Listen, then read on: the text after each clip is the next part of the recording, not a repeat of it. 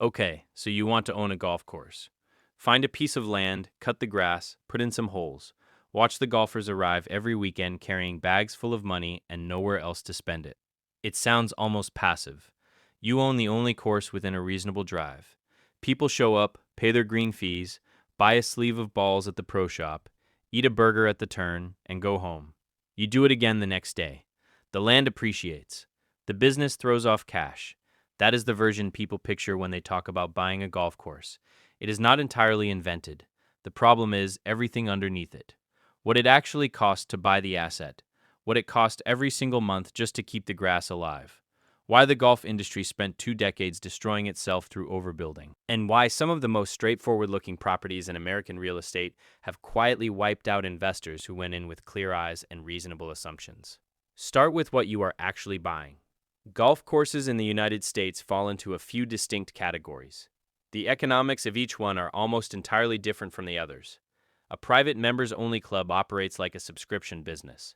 Members pay a large upfront initiation fee, sometimes $50,000, sometimes $150, 000 or more at the prestigious end, plus annual dues that run anywhere from $8,000 to $30,000 per year. The course earns predictable recurring revenue, carries no dependency on daily walk-in traffic, serves a clientele that tends to be less sensitive to economic downturns. A daily fee course is a completely different animal. Revenue arrives one round at a time. Green fees, cart rentals, range balls, merchandise. Everything depends on weather, on how many competing courses sit within 20 miles, on whether enough golfers in the local market can afford to play regularly. Resort courses attached to hotels occupy a third category where the golf operation is often treated as an amenity designed to sell room nights rather than a standalone profit center. The price of entry varies enormously depending on which category you are buying. A struggling daily fee course in a secondary market might trade for $500,000 or even less. A mid-tier private club in a competitive suburban market might list somewhere between $3 million and $8 million. At the top end, premier private clubs in major metropolitan areas have sold for $30 million, $50 million, and beyond. Pebble Beach, which includes the golf course, the Lodge. Several additional courses along the Monterey Peninsula sold in 1999 for $820 million. That was not just a golf course purchase. It was an acquisition of one of the most recognized pieces of golf real estate on the planet. But it establishes something important. The price ceiling on golf assets is extraordinarily high. It is disconnected from any normal relationship between purchase price and operating income. Here's where golf diverges sharply from most real estate businesses. When investors evaluate an income-producing property, they typically look at the capitalization rate, net operating income divided by purchase price.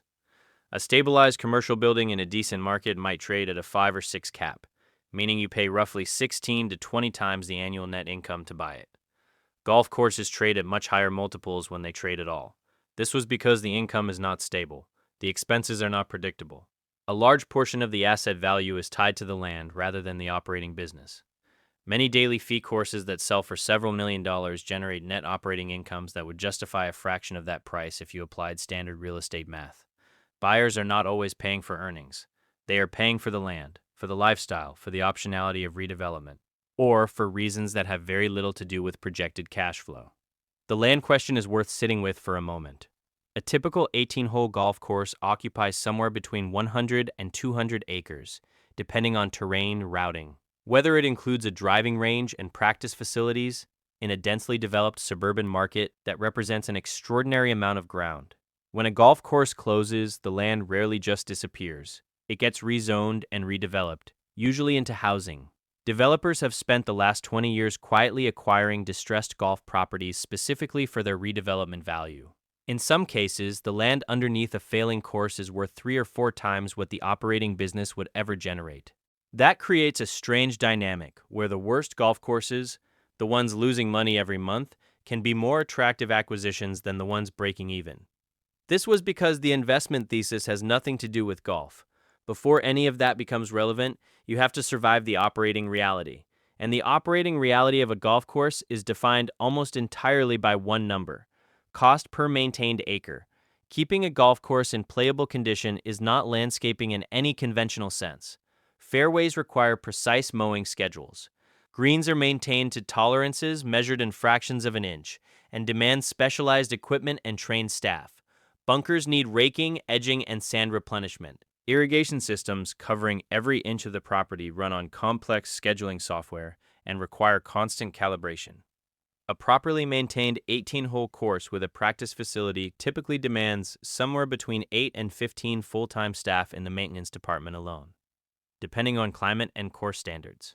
Labor costs are the single largest line item on almost every golf course's expense statement.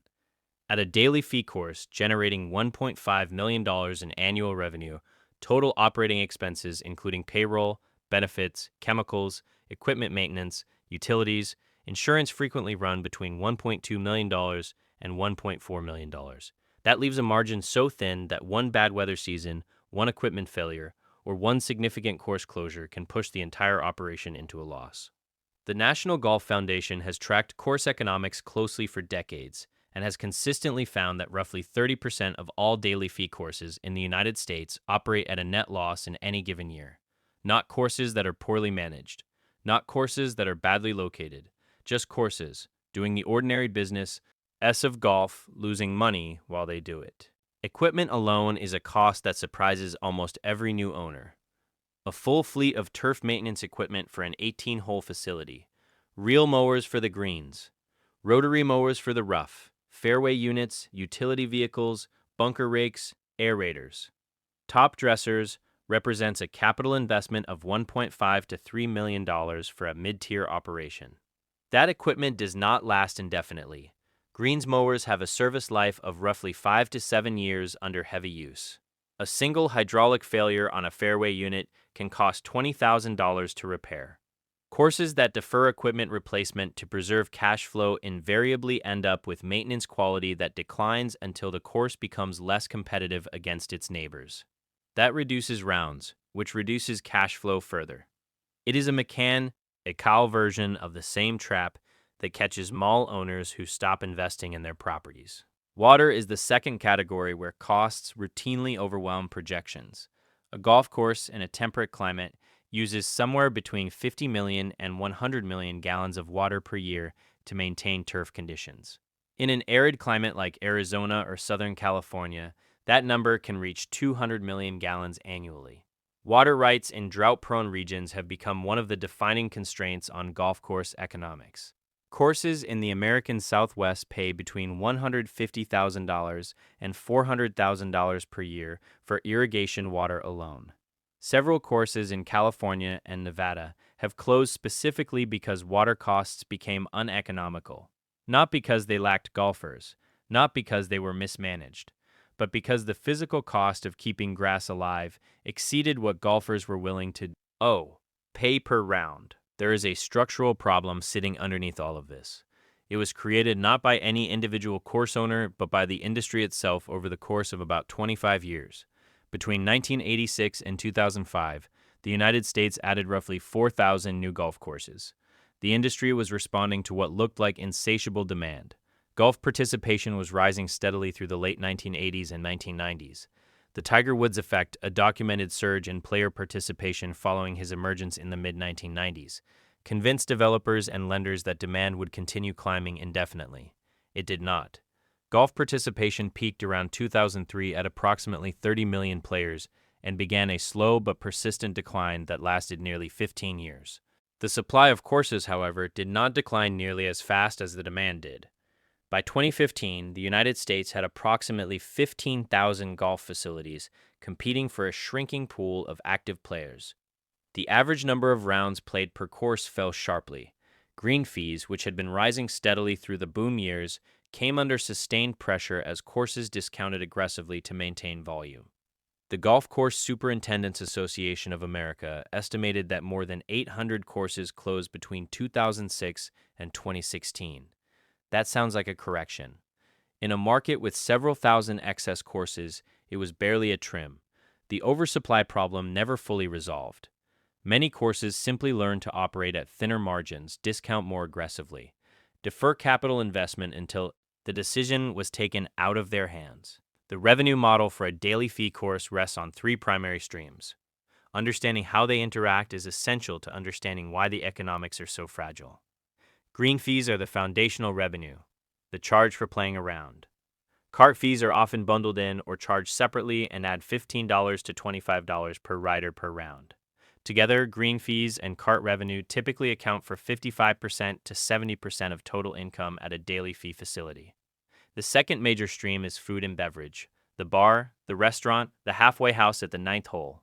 A well-run food and beverage operation at a busy daily fee course can generate $300,000 to $600,000 per year in revenue. Though margins in food service are notoriously thin and the department often breaks even rather than producing meaningful profit. The third stream is the pro shop: merchandise, equipment, apparel, and accessories. The pro shop model has been severely disrupted over the past 20 years by the same forces that dismantled mall retail. When a golfer can buy the same driver online for 20% less than the pro shop price, have it delivered the next day, the pro shop loses the equipment transaction.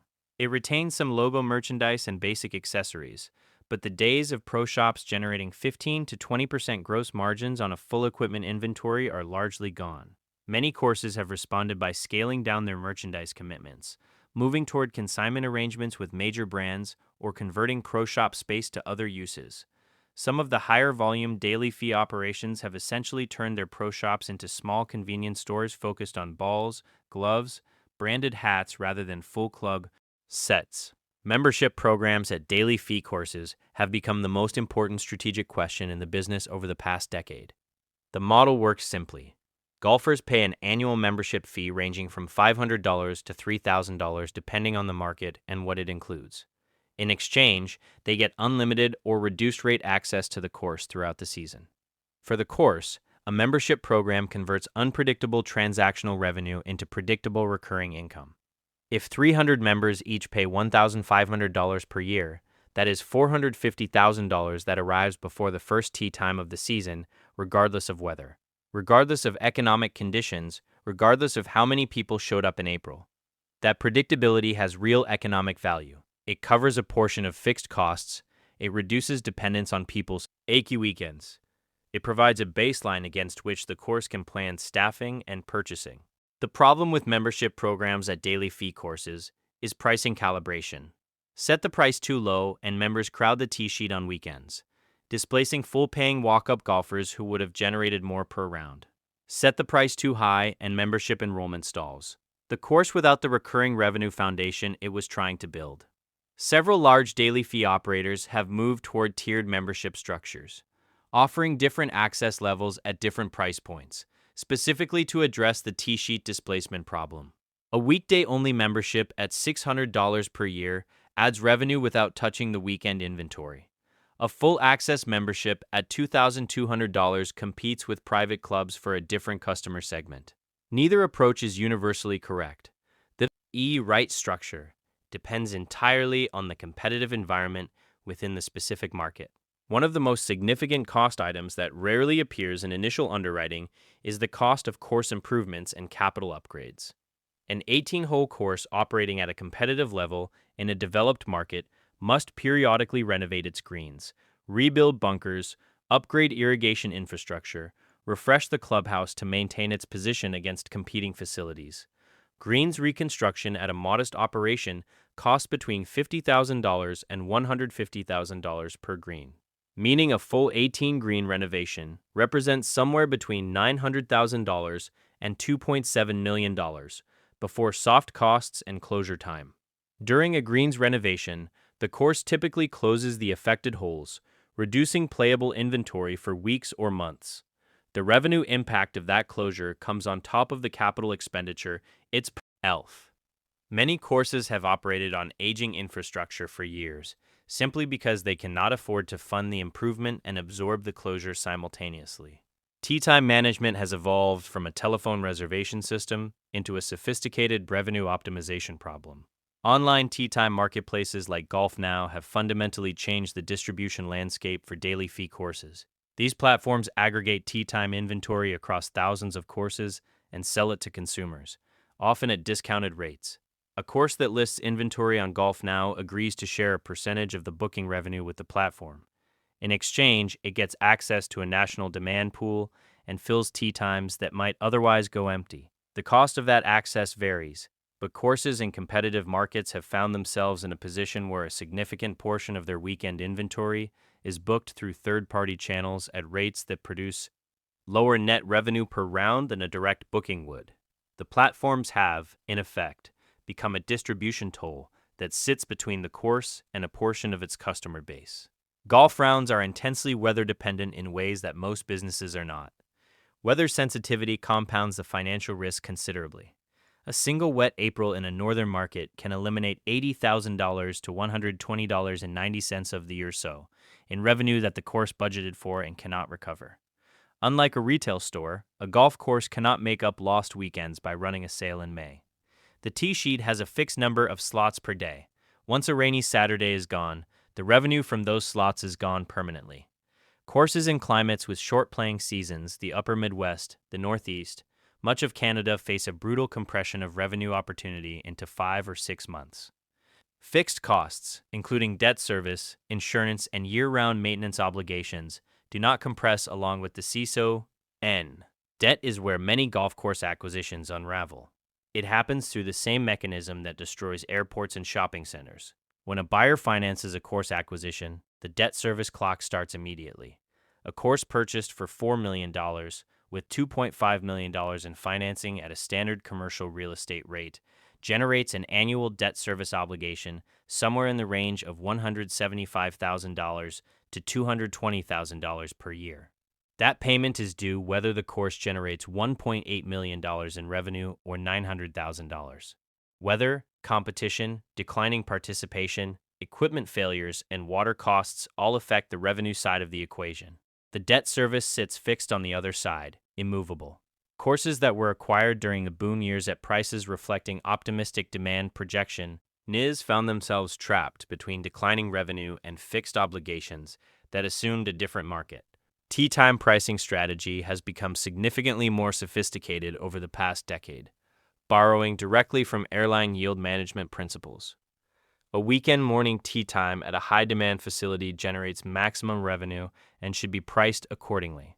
A Tuesday afternoon slot in late October produces almost no competing demand and should be priced to fill rather than to maximize margin. Dynamic pricing systems that adjust rates based on demand, weather forecasts, advanced booking windows, historical occupancy patterns are now standard at professionally managed operations.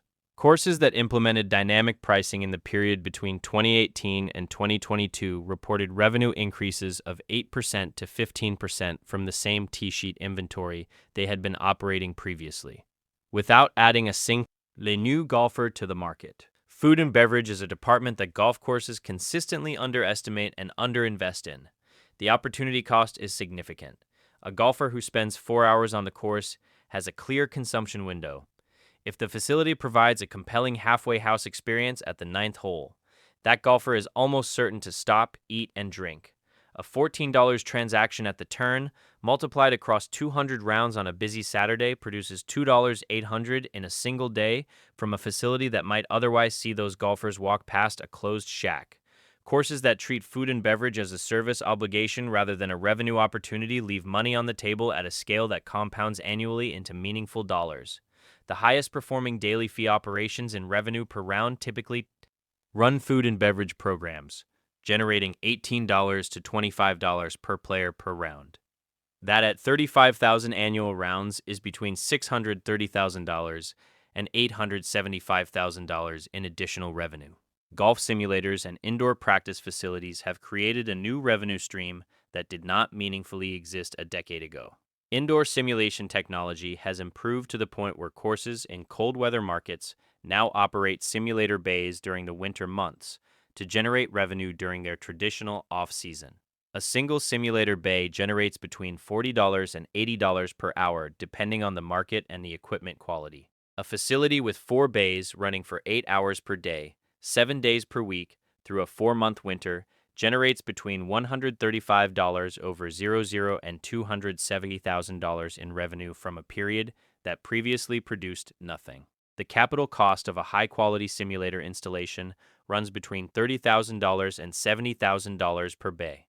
The payback period at average utilization rates is typically 2 to 4 years. That is a reasonable return by any standard comparison in the golf industry. Private equity has moved into the golf industry in a significant way since approximately 2017. Its entry has changed the competitive landscape for independent operators in ways that are still working themselves out. Large consolidators like Arcis Golf, Invited Troon Golf operate hundreds of courses each, using scale to negotiate lower equipment pricing, shared technology infrastructure, centralized marketing, management overheads spread across many properties. An independent course competing against a portfolio operator in the same market faces an adversary with structurally lower costs and a loyalty program spanning dozens of additional facilities.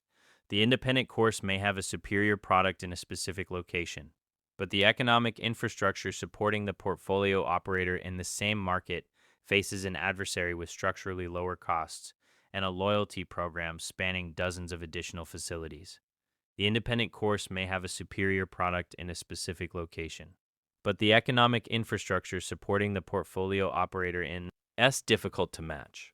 Arcis Golf, which is one of the larger private equity-backed operators in the country, grew from roughly 60 facilities in 2017 to over 100 by the early 2020s through a combination of direct acquisitions and management contract expansions.